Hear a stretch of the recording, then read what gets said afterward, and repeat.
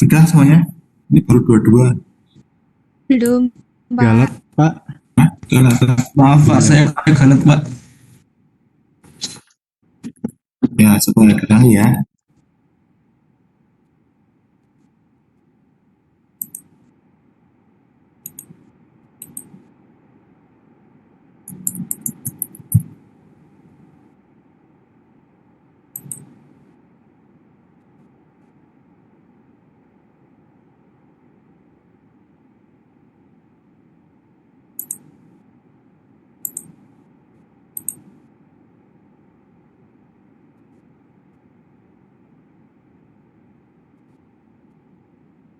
Ya, silahkan dicoba lagi.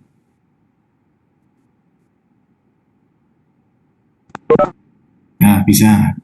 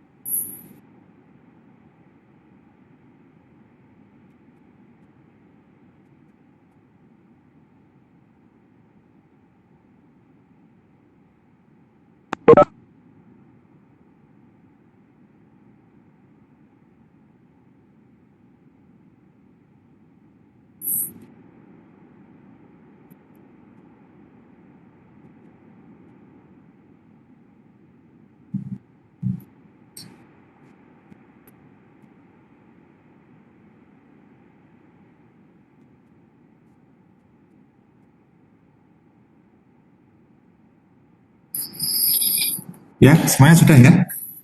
Kecuali yang belum.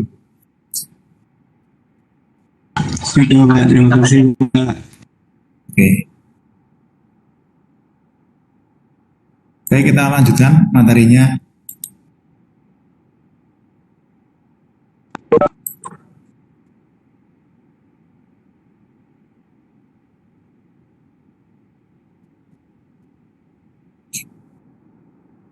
Ya, jadi pada hari ini kita akan mendiskusikan mengenai PNID.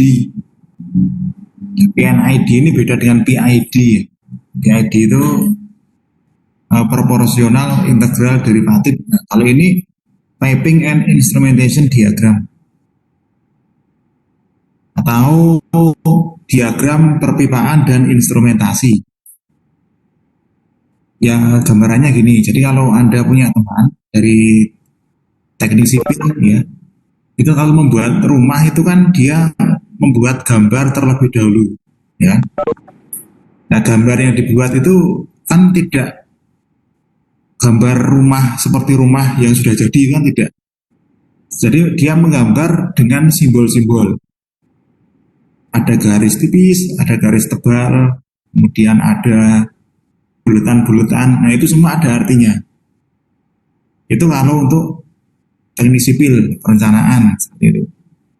Nah, kalau di instrumentasi, ya itu juga ada gambar seperti itu.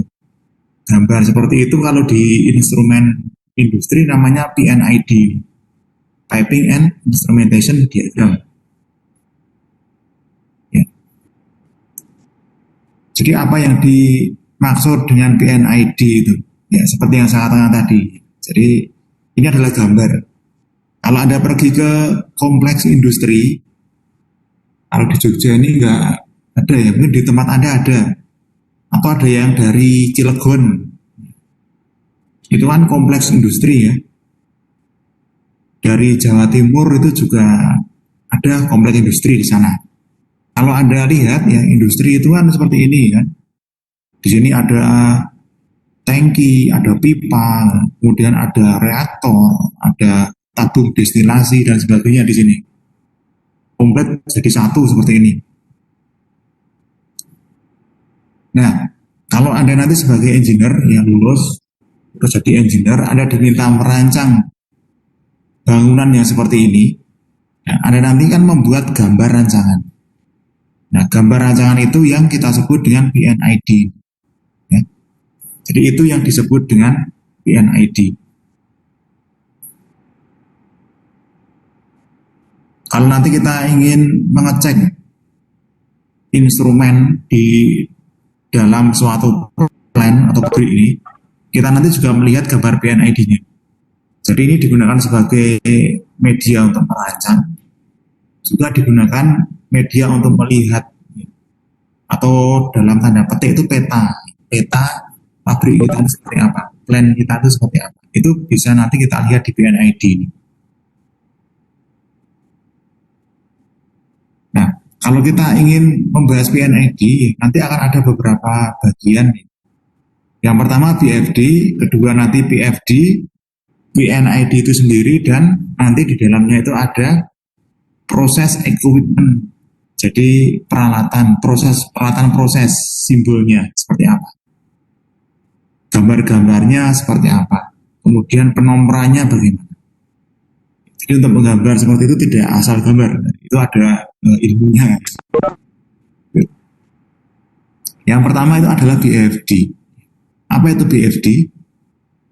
Jadi ini adalah gambar yang paling sederhana. Jadi ketika Anda nanti ingin merancang suatu plan, nanti gambarlah terlebih dahulu BFD ini. BFD ini nanti berupa blok-blok diagram instrumen. Nah, di sini sudah saya tulis ya beberapa penjelasan apa itu BFD. Ya, jadi ini adalah flow set yang paling sederhana. Dan nanti para engineer nanti akan mendesain ya suatu plan lengkap dengan sistem kontrolnya menggunakan BFD ini untuk pertama kali menggambarnya. Gitu. Kemudian di dalam gambar itu nanti sudah mencakup input dan output diagramnya. Ini tidak detail ya, karena masih dalam gambar awal, ini masih dalam blok-blok diagram. Nah, BFD nanti mencakup raw material, jadi material mentahnya itu seperti apa, dan produknya bagaimana. Nah, nanti di dalam BFD ini, untuk pengembangan lebih lanjut, nanti kita separasi, kita pecah. Kemudian BFD nanti juga akan mengidentifikasi recycle streams atau aliran daur ulang ya. Nah, recycle stream seperti apa nanti kita bahas ini. Dan beberapa operasi unit tambahan.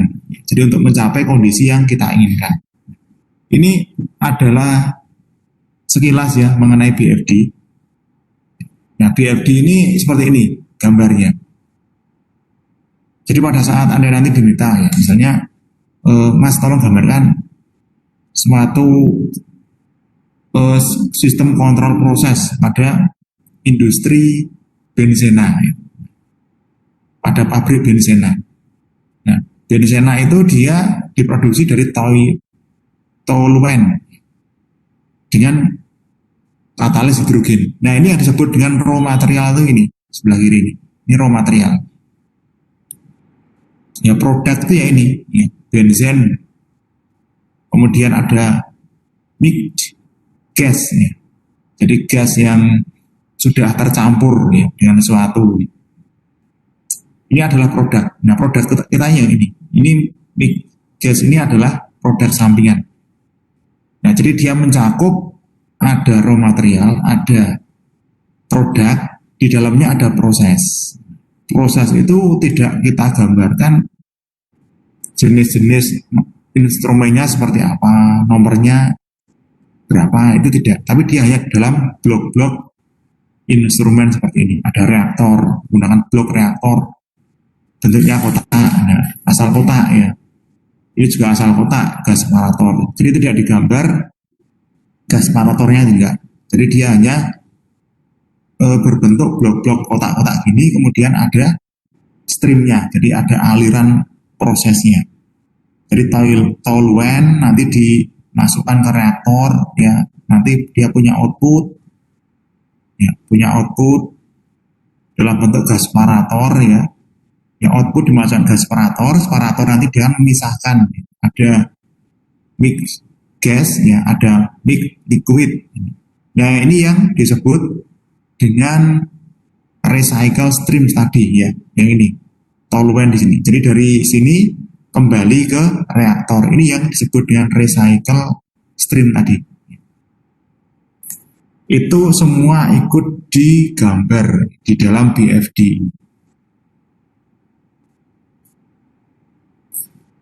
Ya begitu ya.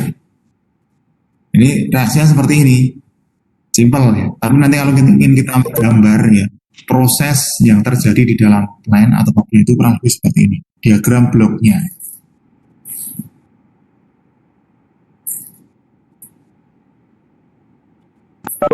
Nah ini ya, contoh ini produksi etana dari etanol.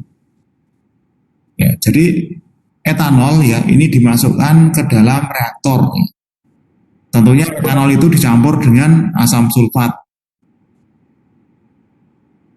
Fungsinya untuk katalis ya. Katalis itu adalah apa ya? Larutan kimia yang digunakan untuk mempercepat atau membantu proses reaksi yang ada di dalam reaktor. Nah, kemudian dia punya output C2H2. C2H2 dan ada H2O. Ini harus dipisahkan. H2O-nya dikeluarkan, C2H2-nya diambil. Setelah itu kemudian didestilasikan.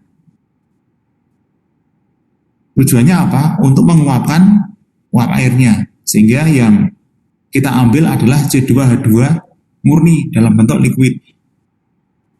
Nah, C2H2 yang dalam bentuk liquid ini kemudian kita hidrogenisasikan. Jadi kita reaksikan dengan hidrogen pada sebuah reaktor.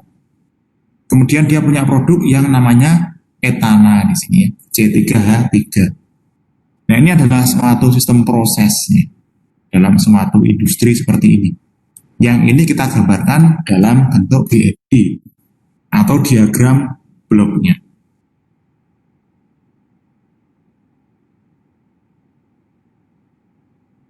Nah ini reaksinya ya. Kalau Anda masih ingat hidrokarbon atau reaksi kimia ya, reaksi kimia hidrokarbon atau reaksi redox ya, seperti ini. Pembentukan etanol menjadi etana.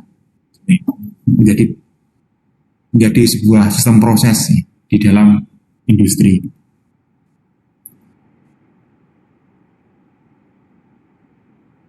Nah, ada pertanyaan tentang BFD? Nah, kemudian PFD. PFD ini adalah kelanjutan dari BFD. Jadi kalau pada awal mulanya kita mendesain itu dalam blok-blok diagram, kalau PFD ini nanti sudah detail, sudah lebih detail daripada BFD ini. Jadi dalam PFD nanti dia akan mencakup beberapa hal. Dia nanti sudah menggambarkan perlengkapan yang major. Itu sudah digambar. Utility streams-nya, karakteristiknya, kegunaannya, kondisinya, bagaimana itu ikut digambar. Termasuk parameternya, semua ikut. Kemudian ada proses flow stream-nya bagaimana, itu juga ikut digambar. Termasuk nanti basic control log-nya juga sudah dimasukkan dalam gambar PFD ini, atau proses flow diagram. Nah, karena mencakup 4 hal itu, maka nanti dalam PFD harus ada beberapa hal yang harus ditampilkan. Pertama, flow rate-nya bagaimana? Atau laju aliran rata-rata. Kondisi operasinya, ada tekanan, temperatur, konsentrasi, apalagi ya lajunya juga, kemudian apalagi pH-nya dan seterusnya. Jadi kondisi operasi dia harus ikut dimasukkan ke dalam PFD. Kemudian panas yang ditambahkan atau dihilangkan, sehingga nanti harus ada informasi ini, temperatur ini harus, karena hubungannya dengan heat added or remove. Ini. Kemudian utilitas dari aliran sendiri, seperti aliran itu sendiri, kemudian air pendingin, green itu air laut, ya, air asin. Jadi kalau ada yang rumahnya misalnya di Selat Sunda sana ya, di sana itu ada pembangkit listrik tenaga uap yang di bahan bakari dengan menggunakan batu bara.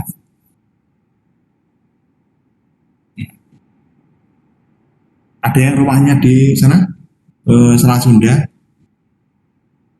di itu dekat penyeberangan itu, namanya PLTU, apa saya lupa itu. Suralaya, Pak. Iya betul, Suralaya.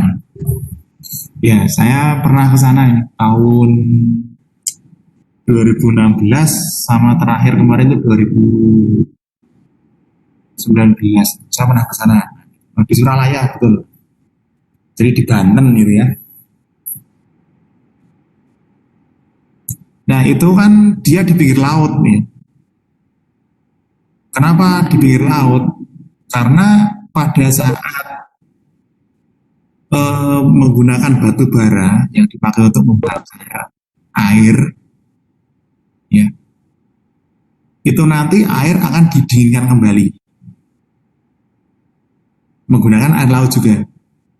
Ya, jadi kalau kita ngomongin masalah pembangkit listrik, itu kan semua sama ya, entah itu PLTU, PLTA, kemudian PLT panas bumi, kemudian dinamo sepeda yang suka goes-goes itu, ya itu kan prinsipnya sama.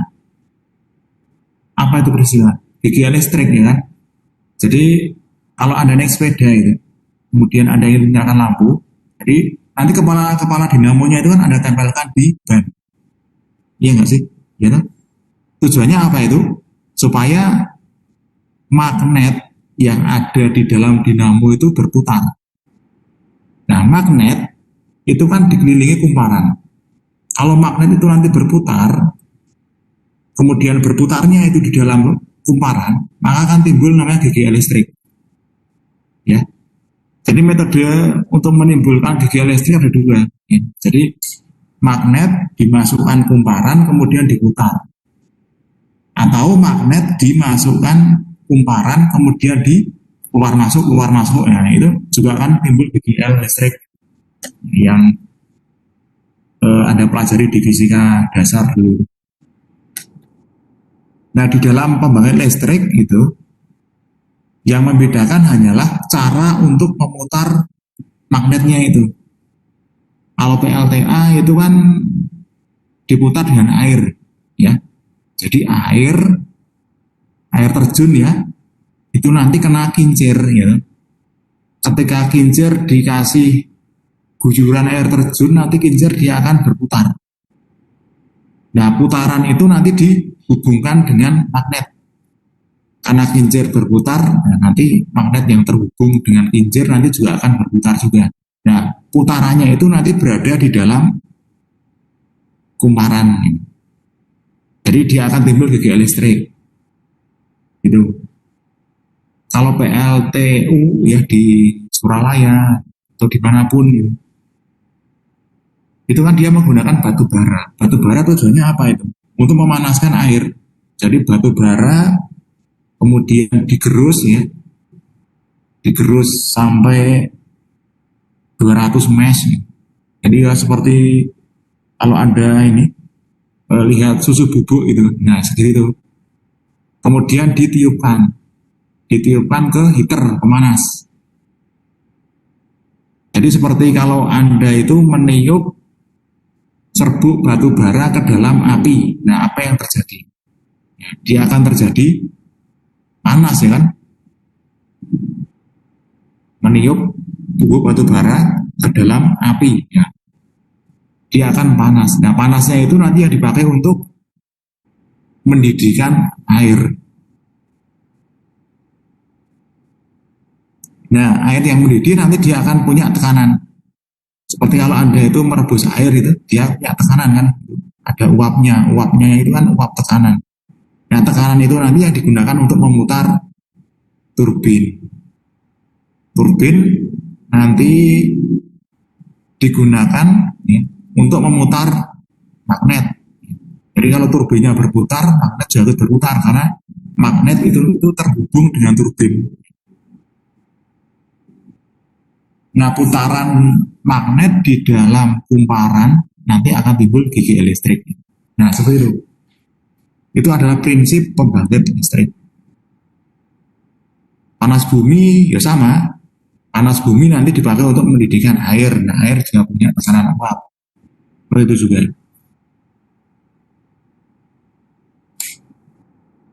Nah ketika nanti uap ya setelah dipakai untuk memutar turbin, nah dia nanti kan akan digunakan untuk memanaskan lagi. Jadi didaur ulang. Nah sebelumnya dia harus didinginkan dulu. Ya. Didinginkan dengan cara menggunakan air laut misalnya. Jadi pabriknya ditaruh di pinggir laut. Itu karena yang airnya banyak. Ya. Nah itu green atau hot oil atau oli panas ya karena dalam peralatan di industri pasti akan menggunakan oli pendingin ini. Apalagi kalau sistemnya adalah sistem hidrolik, nah pasti akan menggunakan oli dan sebagainya. Kemudian major equipment symbol, jadi mencakup nama dan identifikasinya. Ini yang major PLTF itu tadi. Dan beberapa informasi spesifik yang nantinya berguna untuk memahami proses yang terjadi. Contohnya misalnya adanya simbol bahaya, nah itu kan harus ada. Nah nanti hubungannya dengan SIL, Safety Instrumentation Levelnya.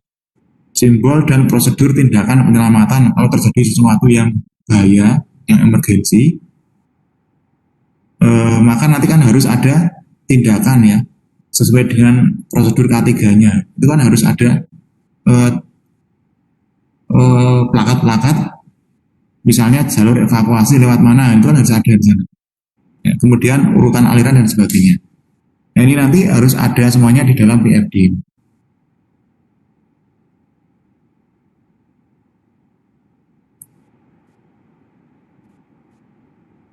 Nah dalam PFD nanti harus mencakup beberapa hal.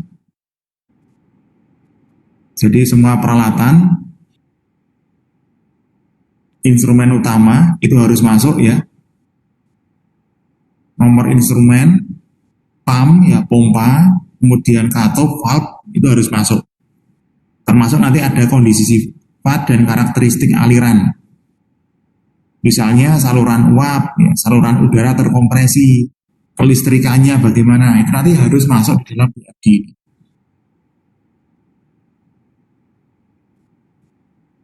Nah, dalam menggambar PFD ya, instrumen-instrumen itu harus kita gambar dengan menggunakan simbol yang sudah baku.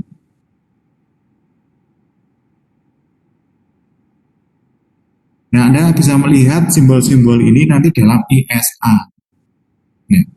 Anda bisa ketikkan di Google ISA PNID. Nanti akan ketemu dokumen maupun prosedur yang digunakan untuk menggambarkan simbol-simbol PNID ini. Contohnya misalnya instrumen untuk heat exchanger, untuk pertukaran panas, instrumennya. Instrumen seperti apa? Ya macam-macam tergantung pabrikannya.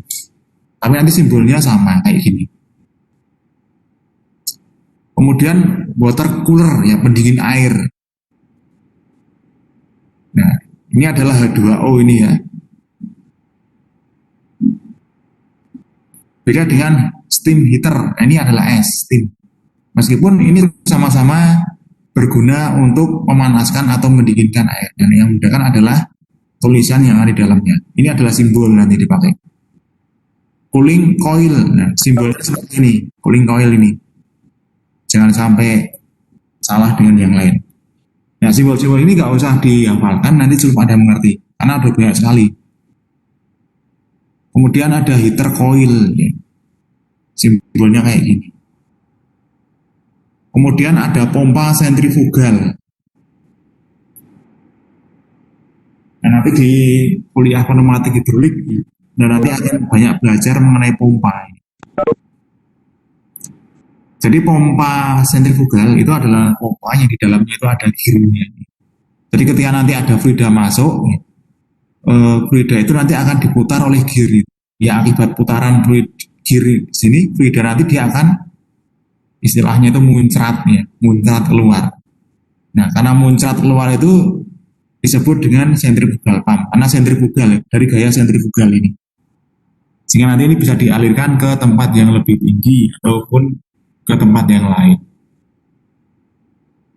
Di sini ada turbine type kompresor.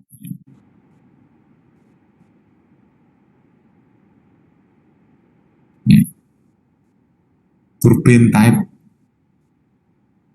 kompresor. Ya, jadi turbin tipenya adalah kompresor ini. Ya, simbolnya kayak gini. Ini adalah pressure gauge ya, yang ada di dalam kompresor itu contohnya.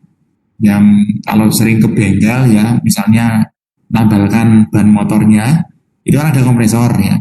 Kompresor itu kan ada pressure gauge-nya, yang di dalamnya itu ada tabung kurdungnya ini. Nah, nanti simbolnya seperti ini ya. Jadi jangan menggambar pressure gauge seperti yang di kompresor itu.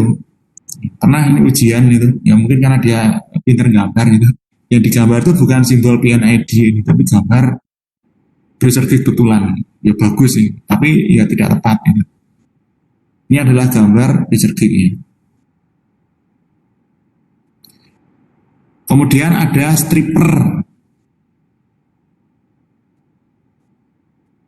Stripper ini adalah sebuah instrumen yang digunakan untuk memisahkan, bukan memisahkan, untuk mencairkan ya, campuran menjadi fase gas. Jadi digunakan untuk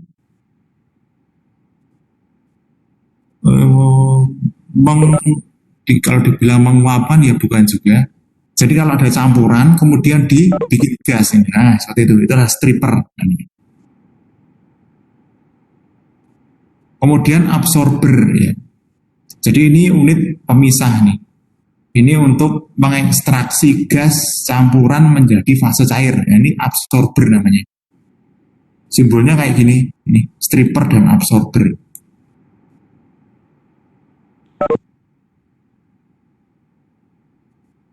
Kemudian ada kolom destilasi. Nah, ini yang sering Anda dengar ya, destilasi. Destilasi itu apa sih? Kalau di sini, destilasi itu adalah unit pemisah yang nantinya kita pakai untuk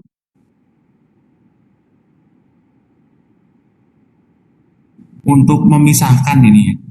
Jadi kalau ada beberapa komponen yang dia tuh menyatu menjadi sebuah menjadi sebuah larutan, nanti ini bisa kita pisahkan dengan menggunakan destilasi kolom. Contohnya tadi itu yang di awal yang etilen etana tadi. Jadi destilasi ini nanti bisa kita panaskan. Kemudian H2O-nya nanti bisa menguap sehingga kita ambil cairan yang kita butuhkan saja. Nah, itu adalah destilasi. Kemudian liquid mixer. Ini adalah instrumen untuk mencampur liquid. Liquid itu cairan. Ya sama seperti mixer kue itu kan. Nah, itu kan dipakai untuk mencampur. Ini juga sama, dipakai untuk mencampur juga. Reaction chamber. Ya, chamber. Ini untuk tempat terjadinya reaksi kimia yang kita inginkan. Jadi seperti reaktor ya, memang reaktor ya. Reaktor chamber. Chamber itu ya ember itulah, ember. Ember dalam artian tanda petik ember itu. Jadi ember yang dipakai untuk reaksi. Tapi ember dalam skala yang besar ini. Reaction chamber.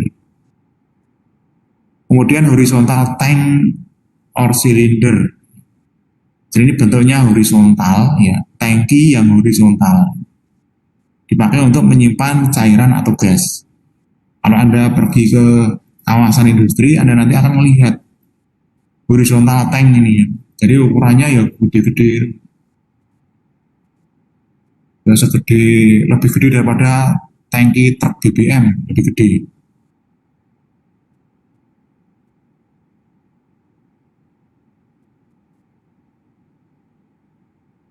Kemudian boiler. Ya boiler.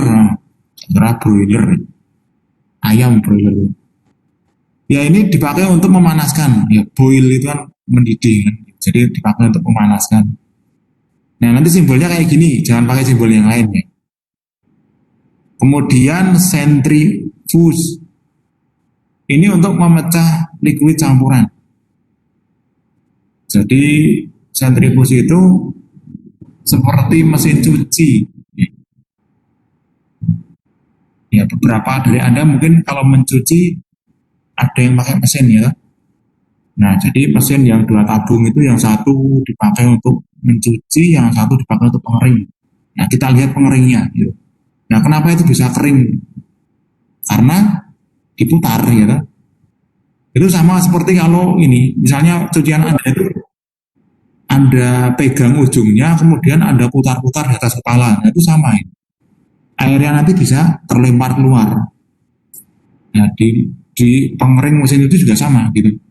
Itu kan diputar-putar itu, sehingga airnya nanti akan terlempar keluar, sehingga akan kering. Tidak tidak mengandung air yang terlalu banyak di dalam kain Anda itu. Putarannya berapa RPM itu? Tinggi sekali kan itu sampai 2000 RPM. Nah, sentrifuge juga sama. Jadi larutan taruh di sentrifuge, kemudian diputar. Diputar sampai sekian puluh ribu RPM. Sehingga cairan yang awalnya itu menyatu, ketika diputar-putar dia akan memisah.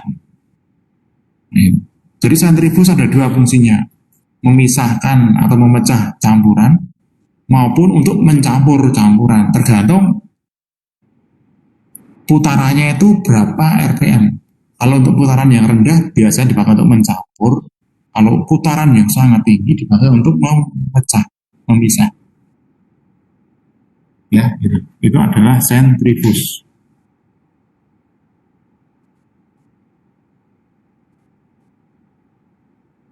Ya. Lalu Kalau yang belum pernah lihat sentrifus, besok kalau ke kampus bisa lihat ada sentrifus. Tapi udah rusak. Ya jadi di ini di sebelah timur masjid itu ada sentrifusnya, tapi udah rusak itu. Itu bisa dilihat ya, wujudnya kayak gitu kurang lebih. Tapi itu untuk laboratorium. Kalau yang dipakai di industri ya sentrifugnya ya enggak sekecil itu. Segede rumah Anda itu kan sentrifugnya.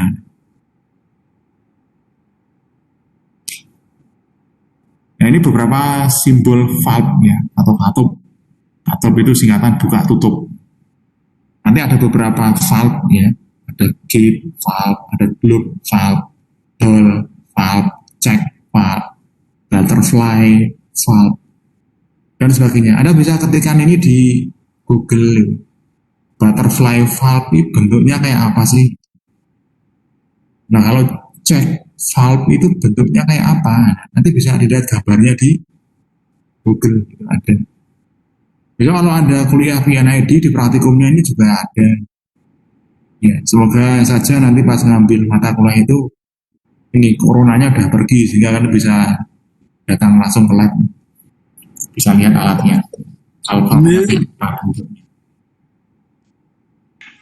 Amin Pak, semoga udah bisa masuk. Ya. Kalau simulasi ya nanti lihat itu di Google itu bentuknya kayak apa. Nah, tapi kalau mau lihat jenis-jenis beberapa jenis ya, valve itu ada di lab itu ada valve-nya kayak apa. Nah ini juga valve ya, ada relief, middle, three-way valve. Apa itu three-way valve? Jadi ada 3 jalan. Nah, nanti Anda pelajari di pneumatik dan hidrolik ini. Three-way valve ini. Ada nanti 4, ya 2/3, 1/3 valve dan sebagainya itu nanti Anda pelajari di sini. Nah ini kita belajar simbol-simbolnya ini. Seperti ini. Nanti kalau Anda belajar untuk mata kuliah yang lain, Anda ketemu simbol-simbol ini, jangan bingung. Ini adalah simbol PNID untuk valve. Angle valve, butterfly, ya kayak kupu-kupu ya. Memang kayak kupu-kupu valve-nya itu. Nah ini contoh dari PFD itu kayak gini. Kalau tadi di PFD itu masih dalam bentuk blok-blok, kalau di PFD ini sudah mulai detail. Di sini sudah mulai detail ya. Ini dari etanol sampai etana ini. Di sini sudah ada mixernya, gitu. Mixer reaktor, ada mixer. Kemudian di sini ada tanknya, ya, ini tangkinya. Kemudian di sini ada apa ini ya?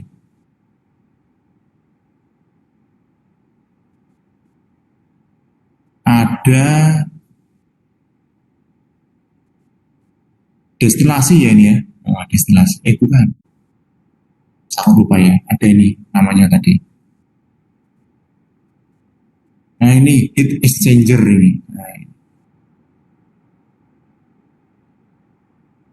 Nah ini ada heat exchanger-nya di sini. E100 ya. Ini adalah penomorannya nanti kita pelajari apa itu E100. E100. Heat exchanger. Di sini ada valve. Jadi dipakai untuk mengontrol aliran dari heat exchanger ke proses berikutnya. Nanti kita kontrol dengan valve. Ya. Nah ini juga ada reaktor ya. Di sini ada mixer reaktor ini. Di sini ada pompa. Nah, P100 ini pompa. Ini juga pompa. Ya. Nah semua ini sudah kita tulis di sini dalam PFD. Ya. Gitu. Nah kalau kita perhatikan ya di dalam kondisi real plant, terkadang kita butuh 2 pompa. Misalnya tangkinya di sini cukup tinggi atau cukup besar sehingga perlu kita pompa dengan lebih kuat lagi. Nah, di sini kita gunakan pompa dengan spek yang sama. Nah, dalam gambar PFD nanti boleh ini kita buat satu pompa seperti ini. Tapi harus A per B. Jadi di sini artinya dia dua pompa ya. Dua kali pemompaan dengan pompa A dan pompa B. Kondisi realnya ada dua seperti ini. Nanti kita ringkas ya, menjadi satu pompa di sini.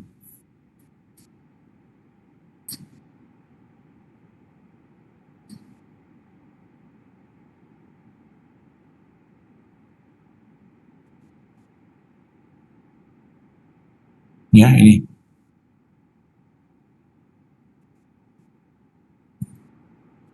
Ya, ada pertanyaan sampai sini tentang PFD?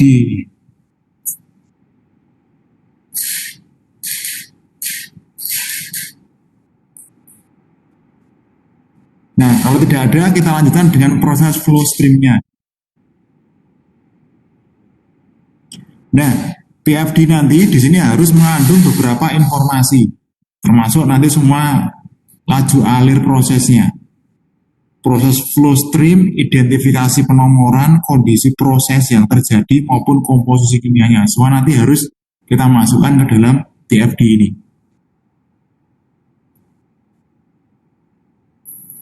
Nah, bagaimana memberikan nomor dan bagaimana menggambar sebuah aliran proses di dalam PFD ini?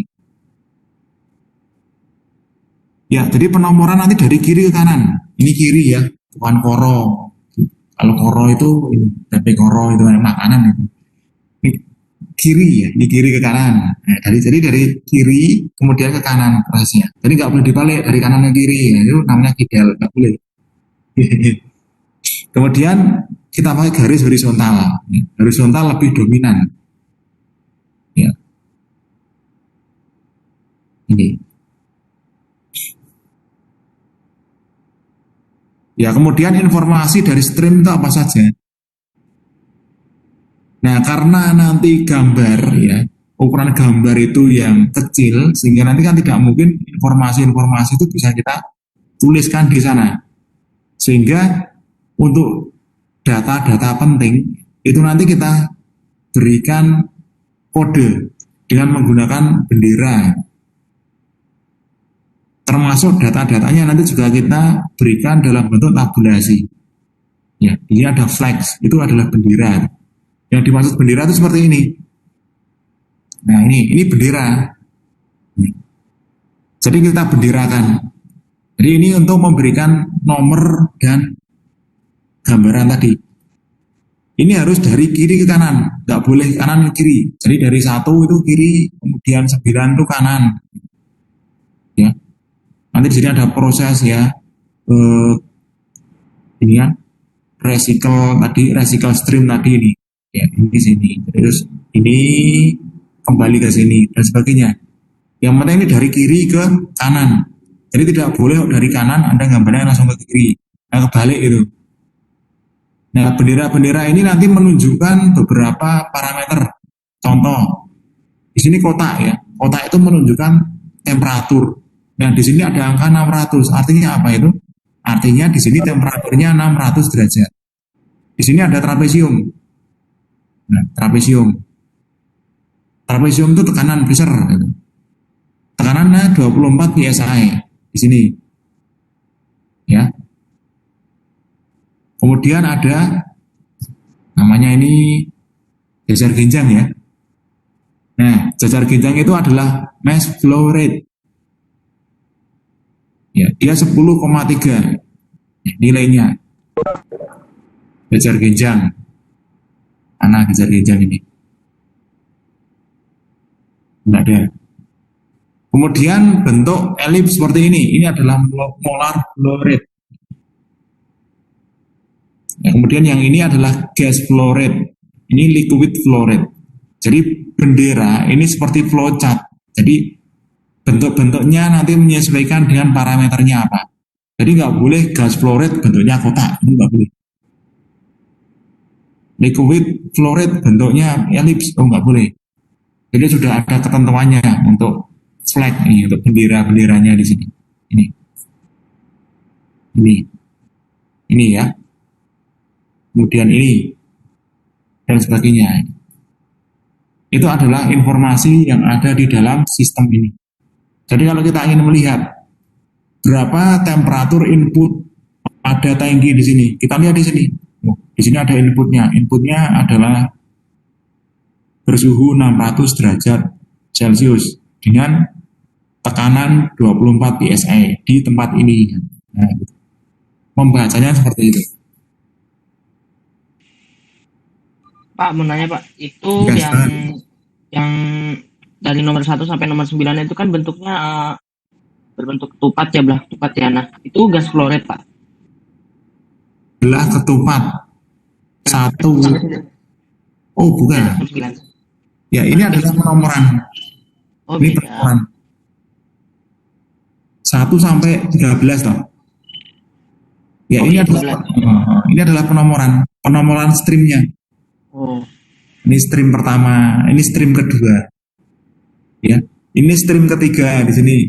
Nah, kalau ini kita ingin melihat ya, stream kedua. Ini suhunya berapa? Kita lihat di sini. Yang kotak ini temperatur ya 600 derajat. Kemudian di stream kedua ini nanti tekanannya berapa? Tekanannya 24 psi ini. Kita lihat di sini. Dan seterusnya. Kita ingin lihat di stream ke 4. Nah, di sini. Nah, titik di sini berapa ini? Tekanannya. Tekanannya adalah 24 psi. Nah, seperti itu.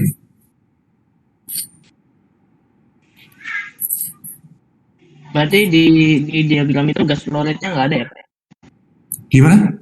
Di diagram ini di FD ini. Di soalnya putus-putus soalnya. Di PFD ini loh Pak, itu gas fluoridnya nggak ada ya berarti? Gimana? Anda nggak kedengeran ini?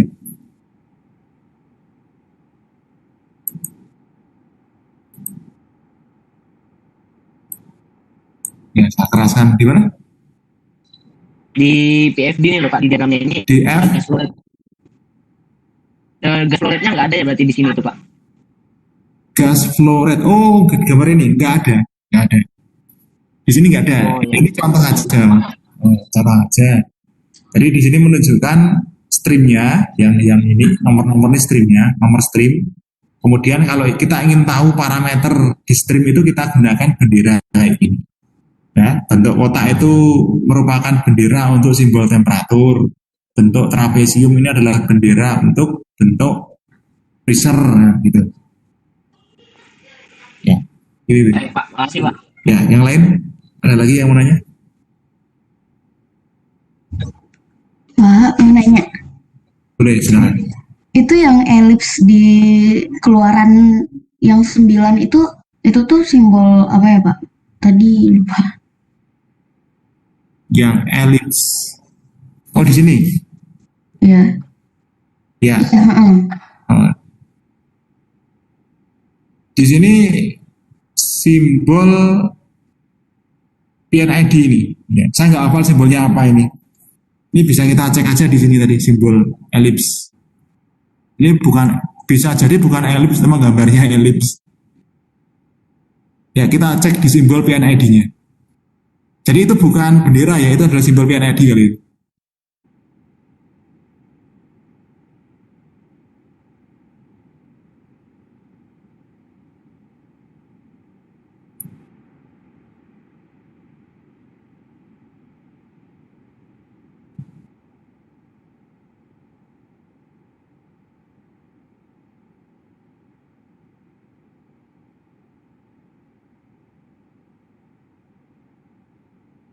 Ya, ini adalah simbol ini. PNID yang menandakan pemasangan dari instrumen itu di mana. Nah, nanti ada nanti kita bahas itu. Ya. Oh. Kayak ini juga tuh, ini. Ya, nah ini. Ini tuh apa ini? Ini ada artinya ini. Nanti kita bahas. Bukan di atas tapi di bawah ini. Saya lupa. Pak, Ya, ya, silakan.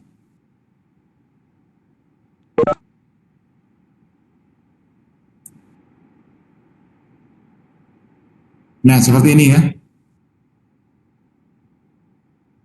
Ini tadi yang proses etanol menjadi etana ini. Jadi diberikan simbol-simbol nomor untuk streamnya. 1, 2, 3, 4, 5, 6, dan seterusnya. Kemudian di sini ya, biar mudah, bendera ini diberikan warna yang berbeda. Kalau ini kan hitam. Ya, ini biar mudah untuk melihatnya. Ini diberikan warna yang berbeda, warna merah. Ya, ini warna merah. Ya, nah seperti itu. Yang menunjukkan berapa temperaturnya, berapa tekanannya, dan sebagainya.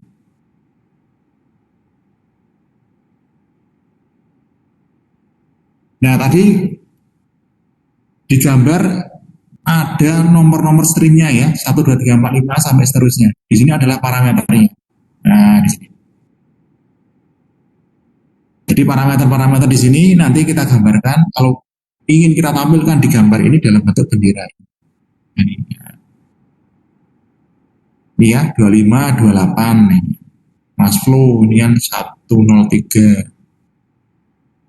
Ini 25, 28 dan seterusnya. Nanti kalau ingin kita tampilkan ya nanti kita buat bendera-bendera itu. Nah, menggambar seperti ini ada banyak sekali software saat ini. Ya, bisa pakai apa saja.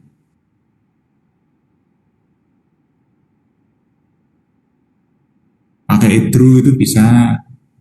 Kemudian pakai Visual Basic itu juga bisa. Dan sebagainya. Banyak sekali software. Kalau tahun kemarin ya, saya diminta mengajar PNID ini untuk yang D3 ini saya gunakan software Hydro.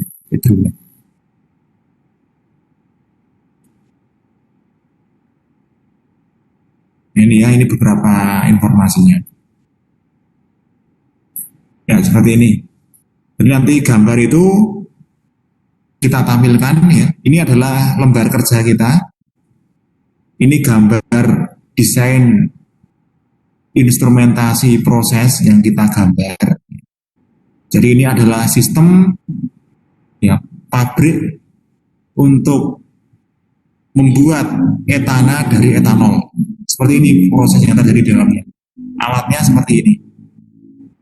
Nah, kemudian di bawahnya ini kita berikan informasi-informasi yang perlu.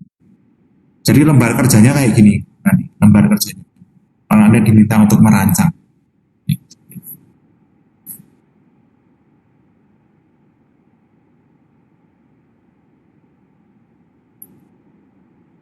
Ya, ada pertanyaan?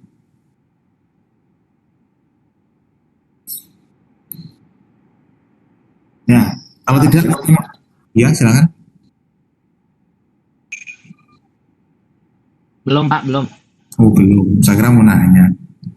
Oke, lanjut ya ke basic control loops. Jadi control loop ini merupakan kontrol yang digunakan untuk operasi proses di bawah kondisi operasi yang normal. Jadi kita memberikan kontrol otomatis. Jadi sistem itu kita diamkan saja, dia akan mengendalikan dirinya sendiri. Jadi tidak ada campur tangan manusia di sini.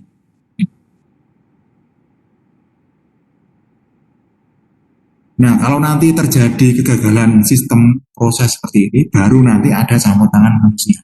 Tetapi itu sudah tidak normal. Kalau yang normal, artinya sistem itu dia akan mengontrol dirinya sendiri. Nah, itu yang kita sebut dengan basic control loops. Nah, seperti ini. Seperti gambar tadi ya. Ini adalah sebuah contoh ya, sistem control loop. Kalau kita lihat ya, di sini ada etanol, ya.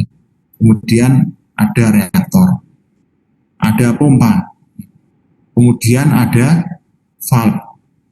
Nah, LIC ini adalah level instrumentation control atau controller, instrumentasi controller untuk mengendalikan levelnya. Ya, jadi di sini yang bermain adalah level ya. Ini kan ada garis putus-putus. Nah, ini menunjukkan level. Jadi level itu nanti tidak boleh lebih dari garis yang paling atas. Kemudian tidak boleh kurang dari garis yang paling bawah. Dia harus dikontrol pada posisi di sini, tengah-tengah ini. Kalau kelebihan gimana? Ya tumpah. Nah, tumpah ya rusak nanti. Ini rusak nanti sistemnya. Kalau kekurangan gimana? Kekurangan ya nanti ya nggak efektif. Kurang ya nanti bisa juga, kalau kurang itu nanti bisa menaikkan temperatur juga, berimbas ke besaran yang lain. Kalau temperatur naik gimana? Ya, temperatur naik ya nanti tekanan naik juga kan itu. Kalau tekanan naik gimana? Ya nanti bisa meledak. Ya. Kalau di sini kelebihan sebaliknya. Kelebihan. Selain tumpah, nanti mungkin temperatur berkurang. Sehingga nanti akan berimbas ke besaran-besaran yang lain di sini. Di mana-mana akan berimbas. Jadi ini kita pertahankan supaya dia berada di antara level paling atas dan level paling bawah. Nah, di sini. Caranya gimana? Caranya nanti dengan menggunakan buka tutup valve ya. Ketika kelebihan nanti valve dibuka. Ketika kekurangan valve ditutup sehingga nanti dia akan dialiri oleh sumber. Sehingga nanti akan tetap cairan itu berada pada level di antara yang atas dan yang bawah ini. Naik turunnya itu di sini. Nah, ngontrolnya pakai apa? Pakai controller, sehingga di sini disebut LIC, level instrumentation controller. Di sini juga level instrumentation controller. Jadi nanti dipertahankan level itu berada pada ambang batas yang ditentukan. Nah, ini juga, ini adalah lembar kerja kita. Jadi harus ada beberapa komponen di sini ya, termasuk harus ada kontrolernya. Nah, ini sudah menunjukkan bahwa sistem ini adalah sistem kontroler. Ini adalah desain ya untuk mengolah etanol jadi etana yang di dalamnya itu sudah bisa mengontrol dirinya sendiri dalam kondisi yang normal. Nah, ini lembar kerjanya seperti ini. Kalau Anda nanti diminta untuk mendesain atau merancang.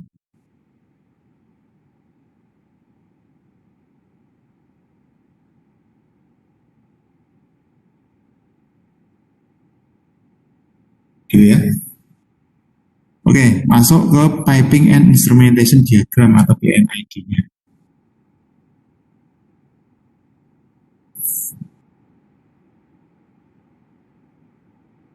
Oke, Piping and Instrumentation Diagram ya. Ini sering juga disebut Process and Instrumentation Diagram juga. Nah, PNID ini lebih komplit daripada PFD. Jadi urut-urutannya itu adalah BFD, terus PFD, terus PNID. Jadi gambarnya bertahap. Dari BFD, terus kemudian didetailkan jadi PFD, didetailkan lagi, ya, ini sebagai produk akhir dari pekerjaan merancang Anda, ini adalah PNID. Nah, di dalam PNID nanti akan mencakup beberapa hardware dan juga software. Contohnya nanti perpipaannya bagaimana. Perpipaan harus digambar dengan detail. Kalau yang PFD tadi baru berupa ya garis-garis, jalur-jalur gitu kan. Kalau PNID harus ada perpipaannya. Kalau perpipaannya nggak ada ya namanya bukan PNID. Pernah ada yang skripsi gambar PNID pipanya nggak jelas itu. Nah, saya bilang ini bukan PNID. Apa itu? ID aja. Karena P-nya hilang, nggak ada pipanya. Nah gitu. Kemudian peralatannya bagaimana, ini harus jelas. Instrumentasinya seperti apa itu harus jelas juga. Kemudian tujuan dari pendesainannya ini untuk apa? Jadi ini didesain untuk ya merancang, mengkonstruksi dan mengoperasikan fasilitas di industri. Jadi nanti pipa-pipa, peralatan-peralatan, instrumen-instrumen nanti digabung jadi satu, tujuannya untuk ya merancang, mengkonstruksi dan mengoperasikan fasilitas di industri. Nah, seperti ini. Ini PFD.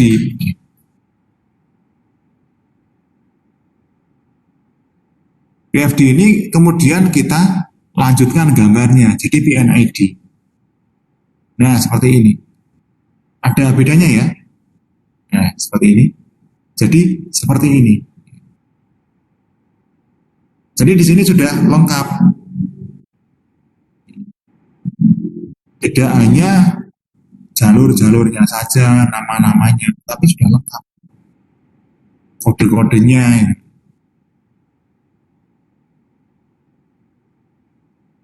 Nah, itu. Kemudian ada di sini kontrolernya sudah lengkap. Di sini perpipaannya, garis-garisnya. Ini sinyal pneumatik. Kalau di sini kan belum ada, ya kan? Mana? Masih dalam gambar blok ini kan PFD. Furnace ya gambar furnace untuk PFD. Kalau di sini ya sudah gambar furnace untuk PNID dengan beberapa kelengkapan yang jauh lebih detail daripada yang PFD ya. Ini PFD. Ya, PNID kayak gini.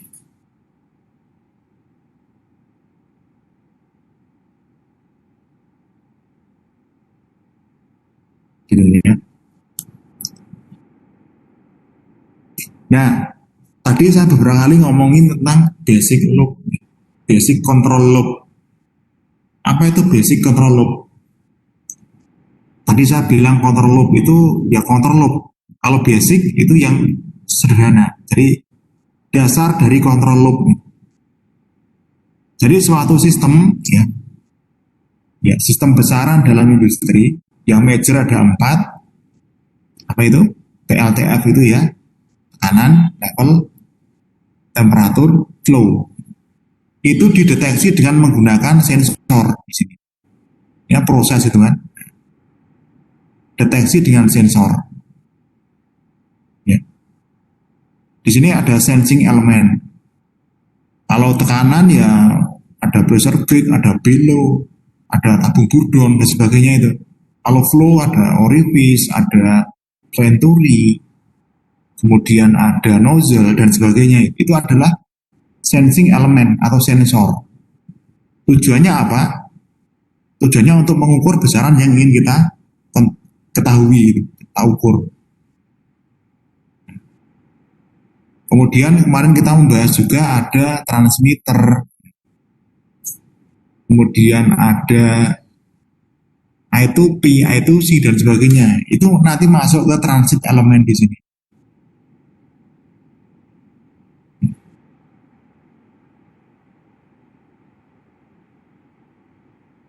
Nah, transit elemen nanti dia punya output. Output berupa data yang sudah sesuai standar. Nah, nanti terus masuk ke kontrol elemen. Kontrol elemen nanti terus mau diapakan nih? Nah, itu nanti dimasukkan ke controller dulu. Controller nanti dia akan memutuskan ini mau diapakan nih. Itu tugasnya controller sebagai pengendali di sini.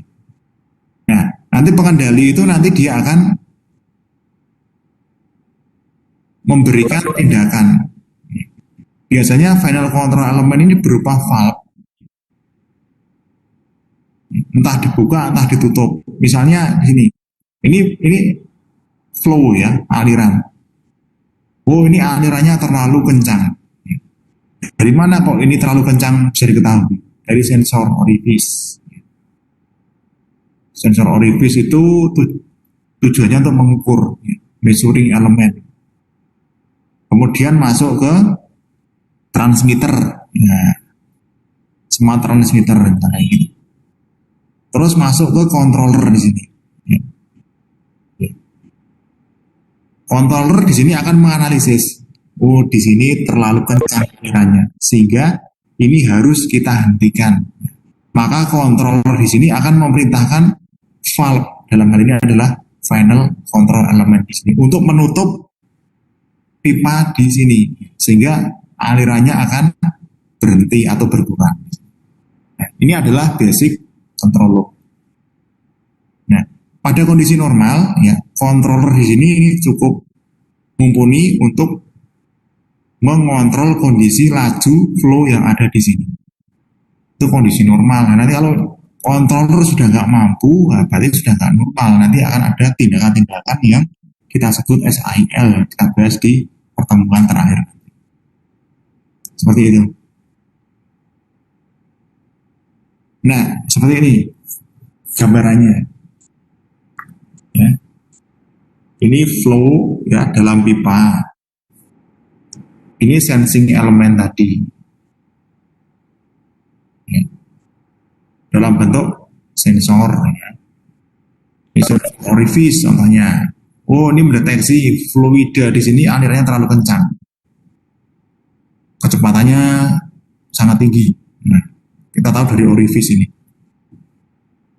Orifice kemudian dimasukkan ke transmitter untuk menstandarkan besaran-besaran yang dibaca oleh orifice ini. Masuk ke smart transmitter di sini. Smart transmitter nanti dia punya output. Outputnya berupa besaran-besaran hasil pengukuran orifice yang sudah standar. Nah, masuk ke controller di sini. Nah, controller ini sebagai otak, dia sebagai pengendali. Tugasnya memutuskan, karena ini terlalu kencang, ya, terlalu deras alirannya di sini, maka di sini harus kita hentikan.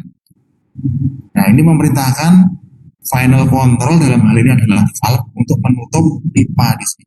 Kita tutup, nah, tutup sehingga di sini tidak ada aliran atau alirannya dia akan melambat. Kalau di sini terlalu lemah gimana alirannya? Ya, kontrolernya akan memberikan perintah ke valve untuk membuka, nah, dibuka sehingga nanti yang keluar ke sana lebih banyak itu. Nah, itu yang disebut dengan basic control loop. Nah, yang kita pelajari sebelum UTS ini adalah macam-macam kontrol di sini ya. Dengan sensor, ada PLTF gitu ya. Kita bahas bermacam-macam sensor itu di sini. Sebelum UTS kita membahas di sini. Nah, pertemuan kemarin kita membahas di sini, transmitter dan sebagainya itu di sini.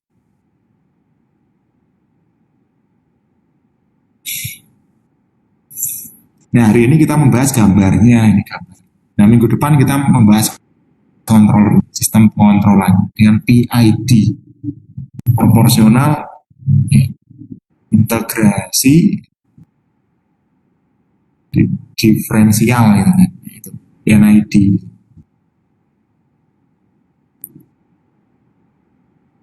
Nah, proses equipment symbol and numbering-nya bagaimana? Itu PNID. Nah, ini seperti yang ditanyakan Mbak Dea tadi. Ini bunter-bunter itu apa, Pak? Nah, bunter-bunter itu adalah ini. Tadi sengaja nggak saya jawab karena ada di sini. Ya, itu tidak lopati.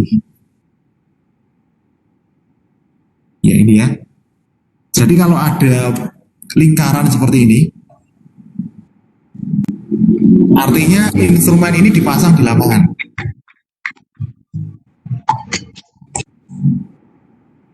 Ya. Instrumen ini dipasang di lapangan. Di lapangan itu ya di luar gitu. Jadi tidak di indoor itu tidak di kantor itu tidak. Dipasang di lapangan. Atau dipasang di plant gitu kan, di area pabriknya. Dia tidak di dalam ruangan, tidak.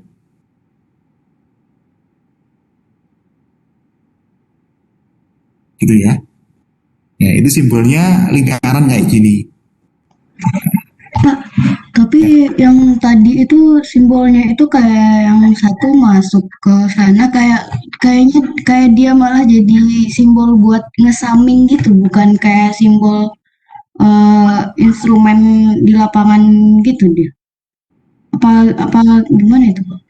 Kan tadi itu kan ada yang masuk dari elipsnya itu terus ada yang keluar juga gitu. Kalau semisal instrumentation simbol gitu bukannya dia itu kayak penanda di diagramnya aja gitu kayak yang buat apa piping itu ada yang bulat terus FT gitu apa gimana gitu. Oh iya toh, coba ya.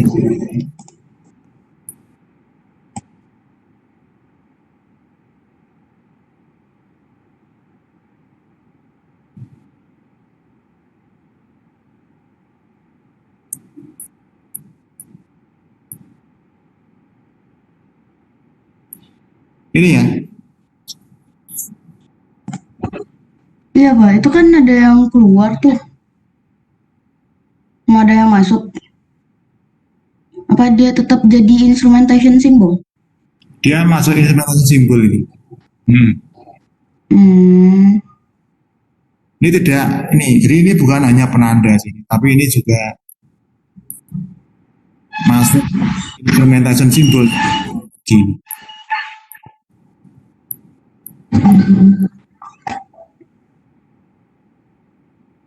Ini. Ya, lanjut dulu saya, lanjut nih. oke Pak. Kalau penanda kan seperti bendera tadi itu penanda. Jadi ini memang benar-benar instrumen kalau ini, bukan penanda.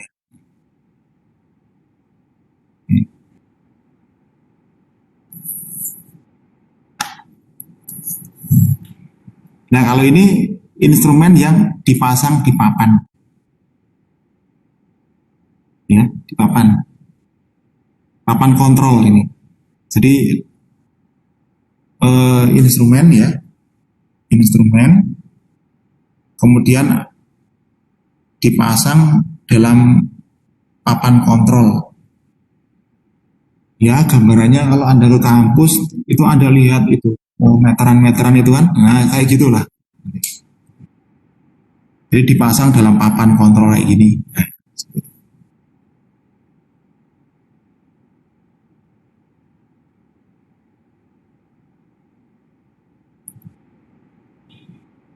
kalau nanti garis tengahnya ini putus-putus, maka di sini artinya instrumen itu dipasang pada papan yang tidak terlihat atau bisa juga ini dipasang di belakang.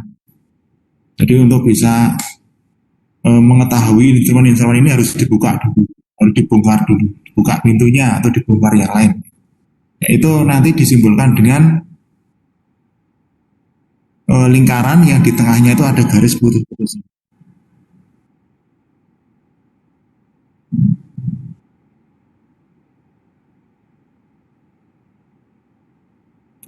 Kemudian distributed control system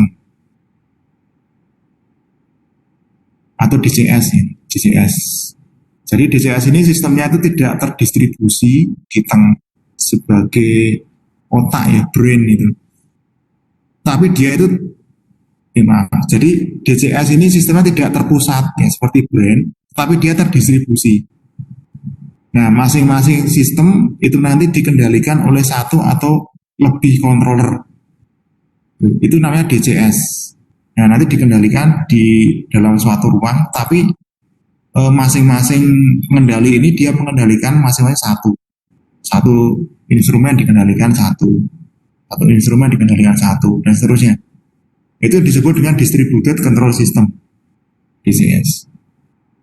Ya meskipun ini dalam satu ruangan ya, tapi di sini kalau kita lihat ya sistem-sistem itu terpisah.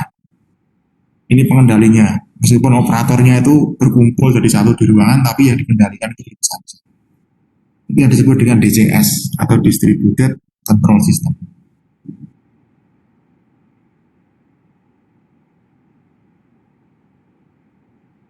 Nah seperti ini ya.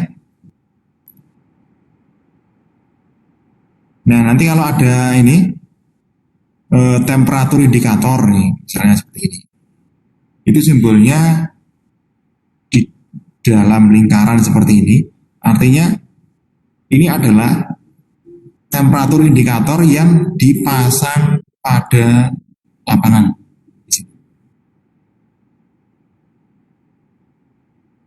Ya ini benar-benar ada instrumen di sini. Ya. Jadi tidak penanda saja, tidak seperti yang flag tadi enggak. Kalau flag itu enggak ada, itu untuk penanda saja. Kalau ini memang benar-benar ada instrumennya. Tuh. Misalnya di tengah, di atas tangki, yaitu dipasang termometer bimetal untuk mengetahui kondisi temperatur dalam tangkinya. Maka nanti di atas tangki itu ya ada tangki, kemudian atasnya itu dikasih kayak gini, ya, kemudian di dalamnya ada tulisan ya temperatur indikator TI. Nah penulisan ini ada aturannya juga. Di sini FIC ya ini variabel yang diukur. I itu untuk apa ini variabelnya? C ini adalah instrumennya apa? 55 itu adalah nomor control loop-nya. Tadi kita kan membahas mengenai basic control loop itu adalah satu control loop saja. Padahal dalam sebuah industri itu kan tidak hanya satu control loop aja. Bisa jadi nanti ada ratusan bahkan ribuan control loop di dalam sana kalau sudah industri besar. Sehingga di sini dikasih nomor control loop-nya. Ini control loop nomor 55. Ya. Dia berbentuk lingkaran, kemudian garisnya itu tidak putus-putus. Artinya apa? Artinya ini. Nah, ini. Ya. Dia dipasang pada papan. Jadi di sini ada controller ya, yang digunakan untuk mengendalikan flow. Jadi ini instrumen controller yang digunakan untuk mengendalikan flow, kemudian dipasang pada papan. Nah, sistem pengendali ini adalah sistem pengendali nomor 55 di dalam LAN itu. Begitu ya. Nah, nanti simbol-simbolnya ada FIC, di sini ada LR itu apa? Level recorder. Jadi untuk merecord ya, levelnya seberapa itu ada di sini R. TC ya, temperatur controller. Itu PRC, pressure recorder controller. Nah, gitu. Jadi di sini adalah controller ya dan juga recorder, jadi pengontrol dan merekam tekanan. Instrumen ini dipasang pada papan di lapangan. Ya, nomor control loop-nya itu adalah 40. Ya, jadi kalau Anda punya nantinya kayak gini, ya, ini ya, nanti digunakan untuk controller dan juga untuk recorder, dalam hal ini besaran tekanan. Maka nanti simbol kayak gini nanti digambar menjadi seperti ini, PRC, kemudian di tengahnya digaris, ya, bawahnya nomor control loop-nya. Seperti itu. Itu simbol untuk controller. Jadi tidak menggambar controller yang kotak panjang tadi enggak, tapi digambar seperti ini controller.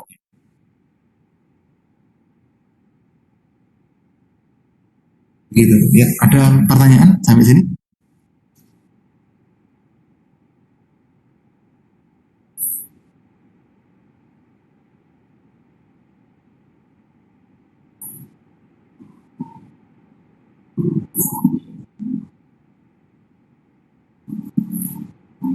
Enggak ya? Oke, lanjut. Saya lanjut. Nah, ini beberapa penamaan ini. Ada FC itu flow controller. Ya, kayak gini. Ya. FE flow element. Jadi elemen untuk flow. FI ya, flow indikator. FT FT flow transmitter. Nah, nanti kalau punya transmitter yang khusus digunakan untuk mengatur flow, ya, jadi untuk menstandarkan data-data flow, nanti namanya FT. Kayak gini, kayak ini. Nah, seperti ini.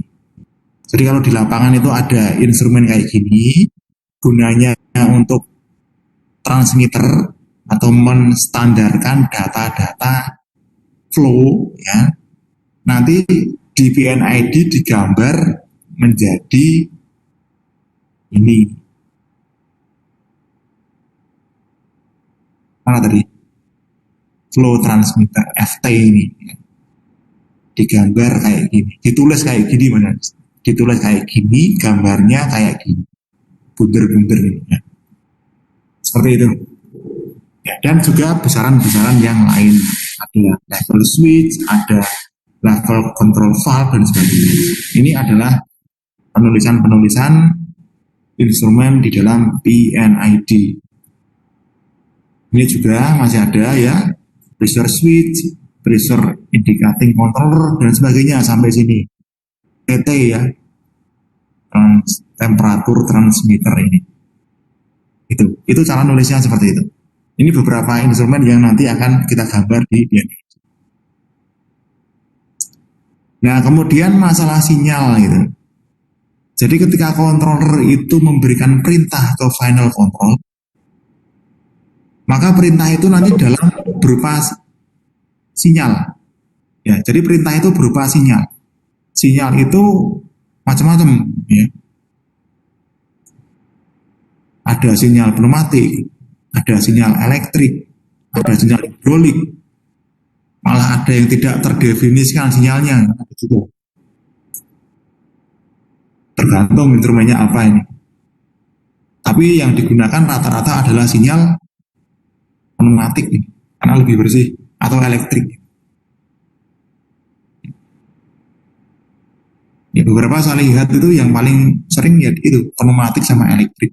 Hidrolik jarang, karena menggunakan fluida kayak oli gitu. Nanti bisa mengotori produknya. Jadi seperti ini tadi. Kalau kita lihat di gambar PNID-nya, nah ini, ya, ini adalah sinyal apa ini? Sinyal pneumatik, ya, ini. Jadi di sini ya, ini kan tangki, ya, tangki kita kontrol.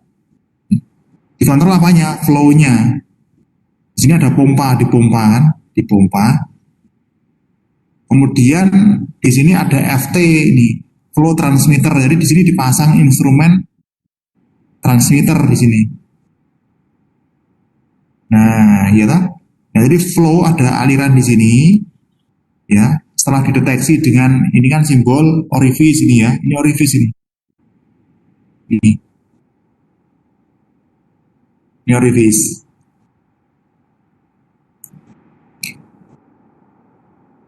Nah, setelah dideteksi dengan orifice ini, kemudian di transfer data itu ke dalam flow transmitter di sini. Ya. Untuk distandarkan datanya, kemudian diberikan ke controller di sini. Ya. Controller nanti dia bertindak sebagai eksekutor ya, untuk mengendalikan apakah nanti ini mau ditutup atau dibuka valve-nya ini. Nah, nanti controller itu akan memberikan sinyal ya ke valve. Sinyal itu berupa sinyal, di sini namanya sinyal pneumatik. Kok saya tahu pneumatik? Iya, dari bentuknya ini kan pneumatik ini. Ini I2P. Jadi sinyal dari flow controller ini ya awalnya berbentuk listrik ya.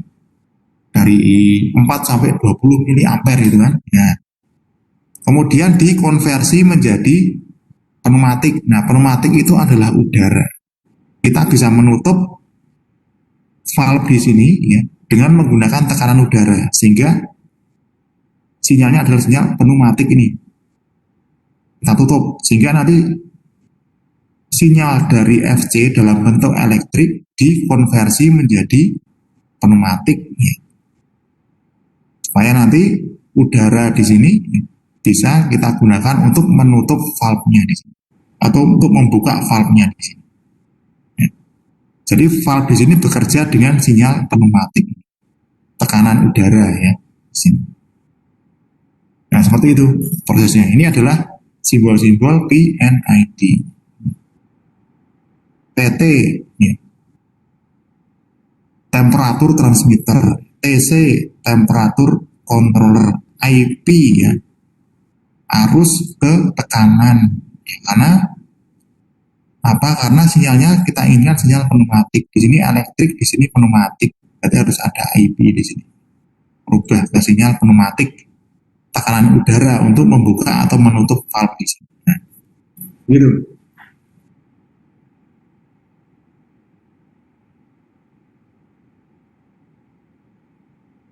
Ya, ini ya. Beberapa sinyal. Ada lagi pertanyaan? Pak, mau nanya, Ya, silakan. apa bedanya mimik diagram sama PNID? Bedanya apa? Mimik diagram, apa sih itu? Mimik, spellingnya IC. MMIC.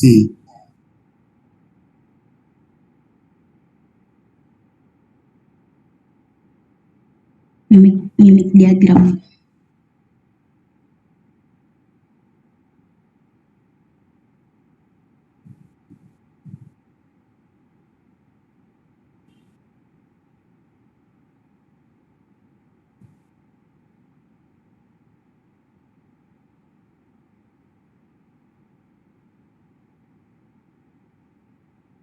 Oh, mimic diagram ya.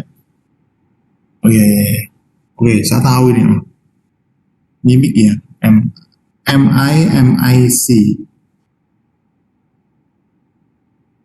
Ya, jadi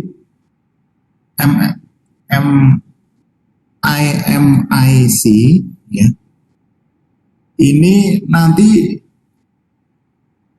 digunakan ya operator ya, untuk mengetahui kondisi dari sistem yang ada di dalam plan itu.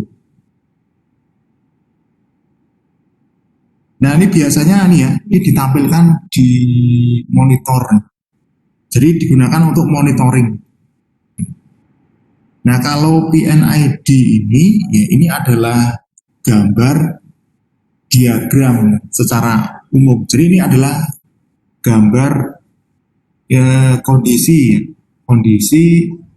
kemudian gambar ini menunjukkan karakternya seperti apa, kemudian menunjukkan juga posisi, kemudian bagaimana nanti sistem di dalam plan kita itu bekerja.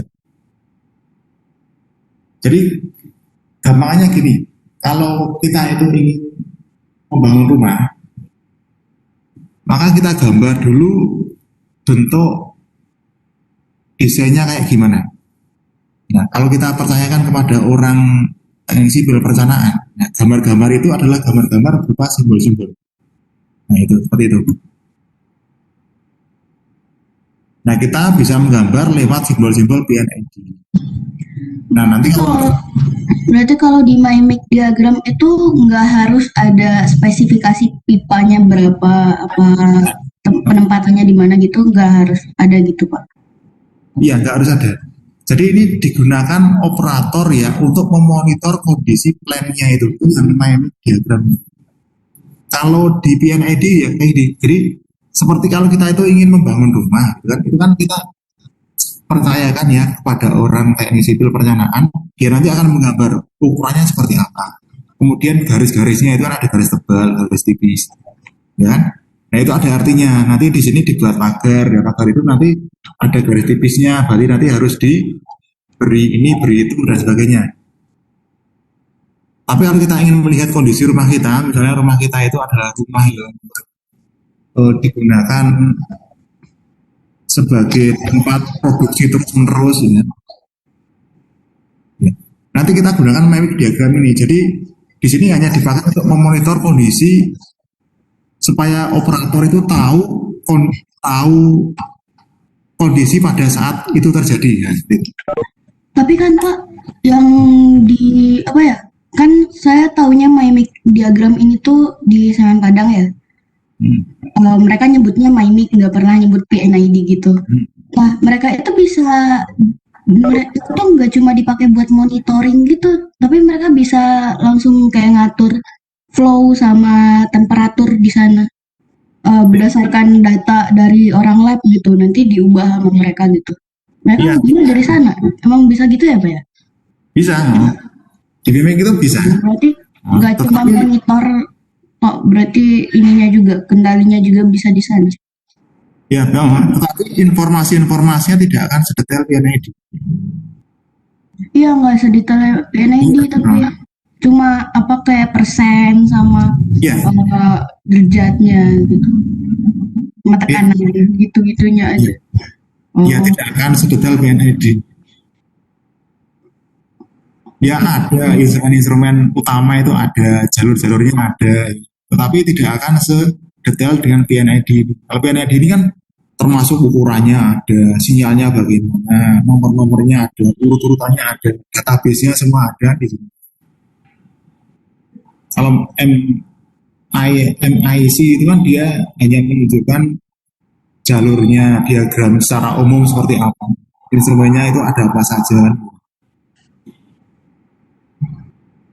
Itu lebih banyak dipakai untuk monitoring MIC mimic diagram, melihat kondisi terjadi pada saat itu.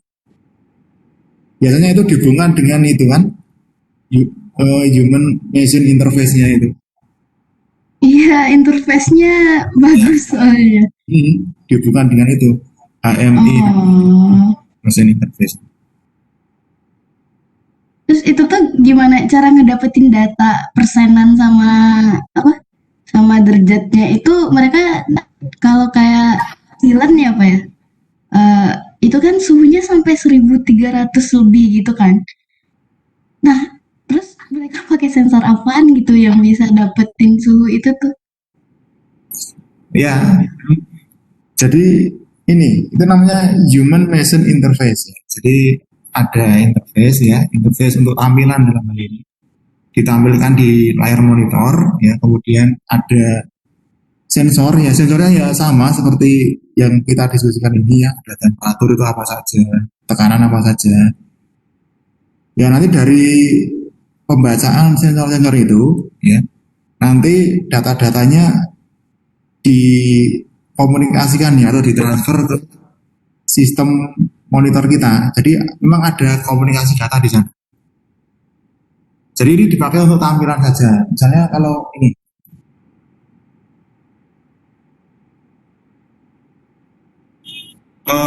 Anda misalnya ya membuat atau nggak bisa membuat, membeli gitu aja lah. Membeli termohidro, ya, termohidro. Pernah lihat termohidro? Belum pernah. Belum Pak. Oh, atau ini aja yang mungkin sering Anda lihat. Ya. Anda pernah lihat orang itu diperiksa jantungnya di rumah sakit. Nah, perawat ya atau tenaga medis itu kan dia memeriksa lewat monitor gitu kan. Nah, orangnya di mana? Orangnya terbaring di tempat tidur yang agak jauh dari monitornya.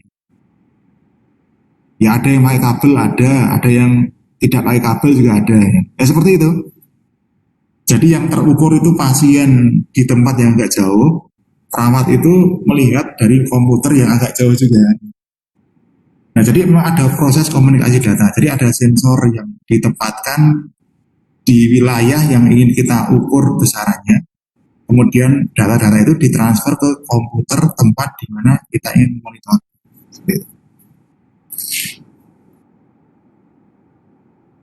Nah, yang saya katakan itu lebih dipakai untuk monitoring. Jadi operator itu bisa memonitor lewat human machine interface itu.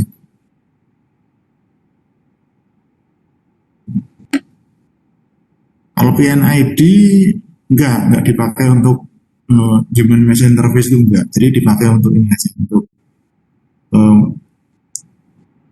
melihat ya gambaran dari instrumen yang kita ingin buat itu seperti apa di pabrik itu, di plant itu. Ya meskipun mau dibuat HMI-nya ya bisa juga, tetapi kalau HMI itu rata-rata lebih ke itu MIC mimik itu, karena tampilannya jauh lebih menarik itu. Itu lebih ke itu artistiknya itu lebih bagus menurut saya lihat. Ya nggak sih? Iya Pak, bagus. Kayak apa ya? Oh apa ya? Namanya tuh komponennya itu udah 3D, dibikin 3D gitu. Iya, Nggak cuma ini gambar hitam putih doang. iya.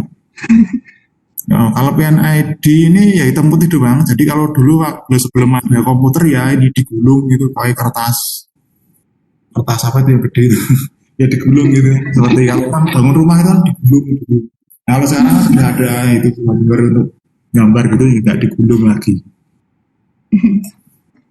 Oke Pak, Ya ya. makasih Pak. Itu ada kok teman Anda. D3 tapi itu bikin itu human measure interface itu pakai mimik diagram itu ada. Tapi dia bikin interface-nya jadi tidak tersambung ke sistem komunikasi data dengan alatnya itu. Ya dia bikin orifice juga orifice, nanti tersambung ke transmitter, kemudian tersambung ke controller, nanti seperti apa sistemnya. Tapi itu dipakai untuk ini simulasi tok. Jadi belum sampai nyambung ke kondisi real di lapangan.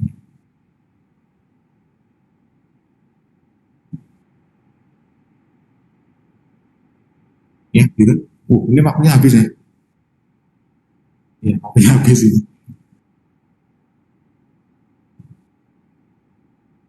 Tadi belum absen. Siapa yang belum absen? Saya Pak. Nggak ada ya. Oke. Ya, Saya juga Pak, Ali Febriansyah Pak. ya silakan. Baik, yang sudah absen dan mau kuliah lagi, saya persilahkan. Jadi untuk materinya kita lanjutkan minggu depan ya. Ini masih ada sedikit slide yang bisa tampilkan. Nanti kita tampilkan besok minggu depan. Terus nanti kita masuk ke Siap Pak. sistem kontrolnya, ke PID. PID ya, bukan PNID ya, bisa PID, ini proporsional derivatif integral. Setelah itu nanti terus masuk ke SIL ya, seperti Galat Pak. alat ya sudah, nanti saya bantu untuk absen aja. Oh ya, makasih Pak. Gitu ya. Kalau nggak ada pertanyaan, bisa kita akhiri. Selamat siang. Assalamualaikum warahmatullahi wabarakatuh. Waalaikumsalam warahmatullahi Terima kasih Pak. Waalaikumsalam warahmatullahi wabarakatuh.